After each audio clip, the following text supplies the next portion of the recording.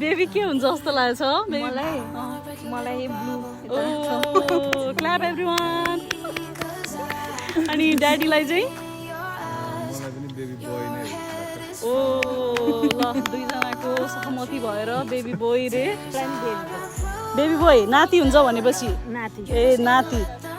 भनेपछि तीनजनाको नाति भयो अहिलेसम्म अङ्कल हजुरको हजुरलाई के हुन्छ जस्तो लाग्छ वातावरण हेरेर त हेजुको भाइ नै जस्तो लाग्यो ओ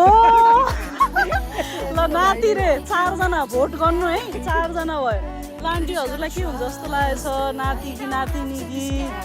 बाबु कतिजना पाँचजना ल अङ्कल हजुर सबैको धेरै बाउ भइसक्यो अब गेस हेर्दाखेरि अब बाबु नै हुन्छ तर जे भयो ठिक हुन्छ मलाई ए ल आहा ल सबैजना 1 2 3 4 5 6 जना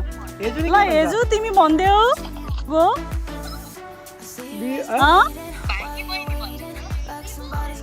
बोय रे बोय ऊ पनि बोय सबै मेजोरिटी नै बोय आशिका पनि छ है आशिका भन ल बोय कि girl baby boy oh my God ल फुपूलाई के हुन्छ जस्तो लागेछ बेबी बोय नै हो एक्सपेक्ट लौजा अहिलेसम्म गर्ल 0 बोय मेजोरिटी भइरहेछ अनि फुपाजु भिनाजु होइन